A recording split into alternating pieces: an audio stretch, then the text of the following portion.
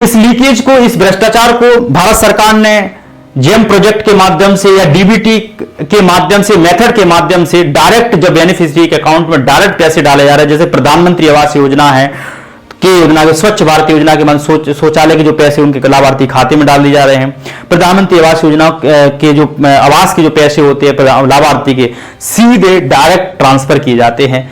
तो कहीं ना कहीं लीकेज कम हो रहा है, लेकिन फिर भी रिश्वत वाला जो है बहुत सारे ट्रांसपेरेंसी आ रही है बहुत सारे क्षेत्रों में, लेकिन अभी भी लीकेज बहुत जाना है कल्याणकारी योजनाओं को लेकर। और करप्शन, जो ग्लोबल करप्शन इंडेक्स में भारत की रैंक खराब होने के कारण या अच्छी नहीं होने, इसका मतलब जो है आज भी भारत में सरकारी काम जो है एक तरीके से रिश्वत से ही होते हैं बड़े बड़े काम। ये भारत की सच्चाई है, ज्यादा पाखंडी बनने की जरूरत नहीं है, ये सच्चाई और रियलिटी है। अभी भी भारत में ठीक से ईमानदार लोग बने नहीं हैं, अभी भी लोग जो है इस तरीके का काम करते हैं, इसलिए इस रैंक में भारत, इस इंडेक्स में भारत की स्थिति बहुत खराब है। और हम देखते हैं कि और भारत में गरीबी का कारण क्या है। ये सब कारण तो है ही, और कारण क्या है? क्रोनिक कैपिटलिज्म,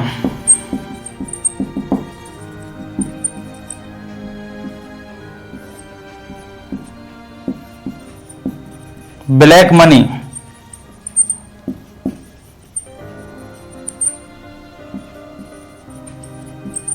मनी लॉन्ड्रिंग, ये भी कहीं ना कहीं भारत में गरीबी के कारण है। लेकिन सबसे ज्यादा जो गरीबी का कारण मेन इनमें से ब्लैक मनी है और क्रोनिक मनी लॉन्ड्रिंग तो है ही, लेकिन क्रोनिक कैपिटलिज्म सबसे ज्यादा है। क्रोनिक कैपिटलिज्म कैसे है? इसमें क्या करते हैं कि भारत में इलेक्शन जीतने के लिए पैसे की जरूरत है पॉलिटिकल पार्टीज को। किसको? पॉलिटिकल पार्टीज को। पॉलिटिकल पार्टी, पॉलिटिकल पार्टीज को चुनाव जीतने की क्या किसकी जरूरत है? पैसे की जरूरत है। पैसा कहां से आएगा? बिजनेसमैन से आएगा, व्यापारी से आएगा, उद्योगपति से आएगा, इस तीनों को मिलाकर कॉरपोरेट से आएगा, कॉरपोरेट घराने से आएगा। धन चाहिए। अब धन चाहिए चुनाव जीतने के लिए, क्योंकि सरकार, ये गवर्नमेंट का आगे चुनाव जीते जाएंगे, चुनाव जीतेंगे तो यही क्या करेंगे? गवर्नमेंट को गवर्नमेंट का रूप लेंगे, स्टेट गवर्नमेंट बनेंगे चाहे सेंट्रल गवर्नमेंट हो, दोनों में आएंगे। अब बदले में ये क्या करते हैं? इन दोनों के बीच में गठजोड़ बन जाता है। ये क्या करते हैं? इनको धंधा देते हैं, ये इनको चंदा देते हैं, पैसा देते हैं, धन देते हैं चुनाव जीतने के लिए पॉलिटिकल पार्टीज को, राजनीतिक दलों को। पॉलिटिकल पार्टी मतलब भारतीय राजनीतिक दल जो है चुनाव जीतने के लिए व्यापारी उद्योगपतियों से क्या मांगते हैं? चंदा मांगते हैं, पैसा मांगते हैं, और बदले में वादा करते हैं। ये एक लिखित में नहीं होता है, ये वादा हो जाता है। वादा करते हैं कि हम चुनाव, जैसे ही हम सत्ता में आएंगे, पावर में आएंगे, तो हम आपके लिए काम करेंगे। लेकिन भले ही हम गरीबी, एक पॉलिटिकल पार्टी एजेंडा बनाती है चुनाव वोट बैंक के लिए, पॉवर्टी, गरीबी खत्म करेंगे, लेकिन गरीबी खत्म ना करते हुए इनके लिए काम करती हैं, कॉर्पोरेट घराने के लिए काम करती हैं, जैसा आप देख सकते हैं इंडिया में। लेकिन हमें समझना तो चाहिए ना, क्योंकि हम इंसान हैं, भारत के नागरिक होने के नाते, कि हमारी गरीबी का कारण क्या हम है कि ये सब सिस्टम है। सिस्टम ही तो है, सिस्टम है, ये गठजोड़ है। कौन सा गठजोड़ है? अपवित्र गठजोड़ है, एक्सिस है, नेक्सिस, नेक्सिस बन गया।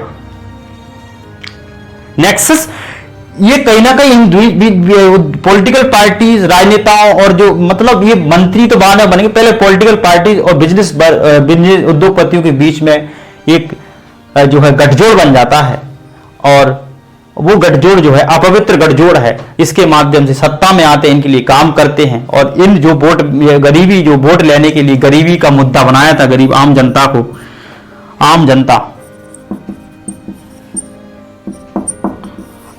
को आम की तरह चूसते हैं, वोट ले लेते हैं वोट बैंक से, और इनके पैसे से। वोट इनका चाहिए, जनता का क्या चाहिए? चुनाव जीतने के लिए वोट चाहिए, इनका क्या चाहिए? धन चाहिए, इनका मनी चाहिए। वोट इनसे ले लिया, धन इनसे ले लिया, और फिर धन का इनको वोट लेने के लिए भी यूज करते हैं, फिर काम इनके लिए करते हैं। जब वो एक सरकार में आ जाते हैं तो पॉलिसी ऐसी बनती है, हमेशा पॉलिसियों पर प्रभाव गरीबों का नहीं रहता है। जो पॉलिसी वेलफेयर की, जो वेलफेयर को लेकर, गरीबी के उन्मूलन को लेकर, गरीबी के निवारण को लेकर जो पॉलिसी बननी चाहिए गरीबों को, वो पॉलिसी उनके लिए नहीं बनती है, बल्कि उन पॉलिसियों प्रभाव, उन पॉलिसियों अप्रत्यक्ष रूप से ये कॉरपोरेट घराने निर्धारित करते हैं, डिसाइड करते हैं कि पॉलिसी ऐसी बननी चाहिए, उसमें ऐसे टैक्स रेट को कम कीजिए। ये क्रोनी कैपिटलिज्म ये कहता है कि इसकी डिमांड्स क्या होती हैं, इनकम टैक्स को, कॉर्पोरेट टैक्स को कम कर दीजिए, यानी कि जो टैक्सेस हैं उनको कट कर दीजिए, ब्रेक डाउन कर दीजिए, ब्रेक कर दीजिए। ये ऐसा ये उद्योगपति की डिमांड रहती है। और उनको लिबरलाइज कीजिए, स्टेट का हस्तक्षेप कम कीजिए, ऐसा इनका मांग डिमांड रहती है। और ये पॉलिटिकल पार्टी जब वादा करती हैं, ये गठजोड़ करती हैं, तो ऐसा इनके लिए काम करती हैं। तो इसे हम क्रोनी कैपिटलिज्म के नाम से जानते हैं। और आप जान सकते हैं क्रोनी कैपिटलिज्म क्या है। और ब्लैक मनी क्या है? ब्लैक मनी जो है, आपने गैर कानूनी तरीके से पैसे को, जो है ब्लैक मनी का मतलब जो है, एक तरीके से जो आपने उस पर टैक्स नहीं दिया, उस पैसे को अपने पास रख लिया, उसे संचय कर लिया, टैक्स एवेजन किया, कर चोरी की, और आपने उस पैसे को अपने पास रखा, उस पैसे को आपने जो है अपने पास रखा, और फिर आपने उसको किस तरीके से, मतलब एक तरीके से जो उसमें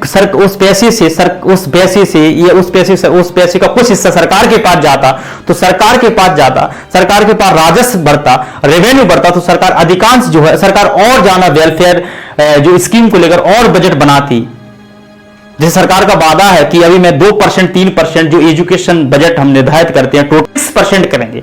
अगर कोई व्यक्ति टैक्स इवेजन ना करे, भारत में टैक्स चोरी ना करे, तो सरकार के पास राजस्व रेवेन्यू जाना होगा, तो सरकार के पास जाना रेवेन्यू होगा, सरकार के पास रेवेन्यू रिसिप्ट जो है जाना होगी, तो सरकार जाना रेवेन्यू जो मतलब व्यय करे, मतलब राजस्व व्यय करेगा, तो कहीं ना कहीं वो एजुकेशन बजट को बढ़ाएगा, हेल्थ बजट को बढ़ाएगा। तो अभी 2% 3 भारत सरकार की नई इकोनॉमिक पॉलिसी में भारत सरकार ने कहा है कि हम आगामी भविष्य के बजटों में या आगामी में एजुकेशन बजट को जीडीपी का 6% करने का प्रयास करेंगे। लेकिन